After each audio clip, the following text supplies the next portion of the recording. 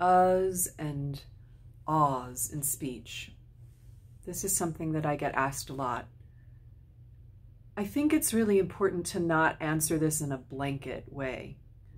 There are different ways that shows up, different ways that ahs will come in. The reason why I might say even if I'm very connected to what it is that I'm saying, even if I'm very present with you, I might say because I'm taking a moment to think about what it is that I want to say. I haven't quite found the right word that connects with what it is that I'm trying to convey. I think in that case, uhs and ahs are easily forgiven and not something that we really need to concern ourselves with greatly. The issue can come in if the uhs and the ahs are reflective of a deeper pattern, which is about being very nervous and the nerves getting the better of us. The nerves getting between our connection to what it is that we want to say and our audience. That is an issue. But still, I don't advocate that you focus on the uhs and the ahs. If you focus on that, then actually I'm exacerbating the problem. The problem, the issue, is that perhaps you're very nervous. Perhaps you have forgotten that your message is quite important. You forgot your own connection to what it is you have to say. The deep truth of what it is that you have to say and how important that inherently is and why I might be able to relate to it. You've forgotten that. You've gotten away from that. So your focus instead begins to spiral inward, perhaps. You get a little bit disassociated, and uhs and ahs are ways that are reflecting, I am not connected to what it is that I'm talking about.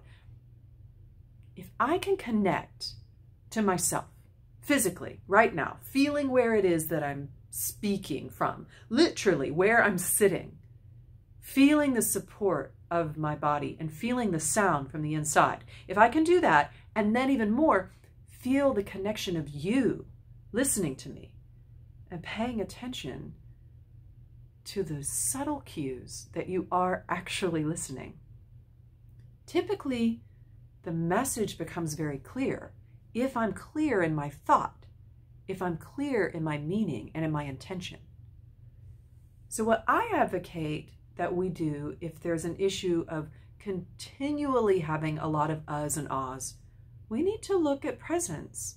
We need to look at how is it that you show up or you don't show up for yourself, for your own word, for your own message, and for your audience.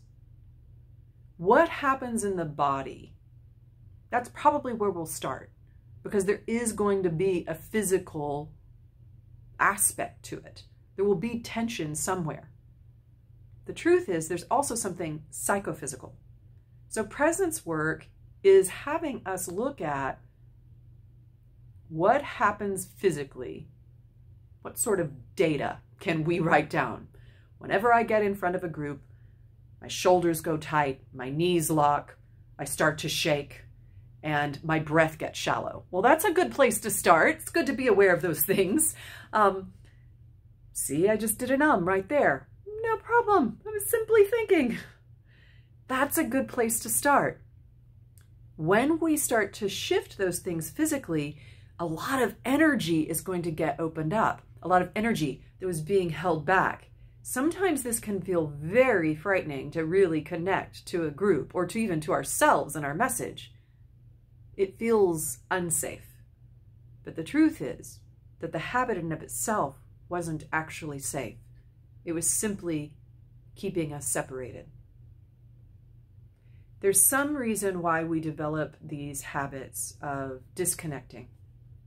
Some of it has to do with our social life now. We're on phones very often. We email. We text more than we call. We look up news stories. We don't even go and listen to people talk. We get information from eyes to brain. So we're beginning to be even more disconnected. The problem is becoming worse and worse. It also might be that something happened in our lives. It could have been something quite simple. It could have been you brought chocolate cupcakes when you said you were going to bring strawberry cupcakes, and your friends in the 3rd grade made fun of you for that, or told you you were very bad for that. And so you've held on to this kind of tension. Interestingly enough, those beginning moments can have quite an impact for a while.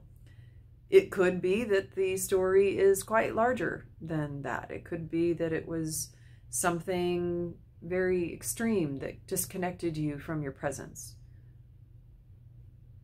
But there is a reason. We don't have to bring it up in voice class. We don't even ever have to talk about the story in order to find healing.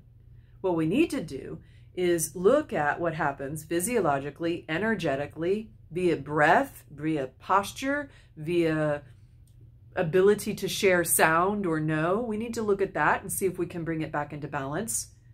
But the truth of the matter is, anytime that we're working with voice, we're going to be working with the psychophysical, and that story is going to come up. So we don't need to focus on it, but it is important for each person to honor it, to give awareness to it, to be able to recognize that was then, this is how it's still affecting me. Now I want a new way. Now I want something different. I want to be able to express this idea that I just know is a great idea, and I know it's a great idea too, and I want you to express it as well. How is it that we can begin to do that? Come to class. Take the lessons.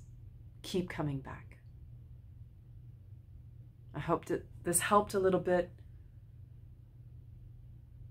I hope to see you soon.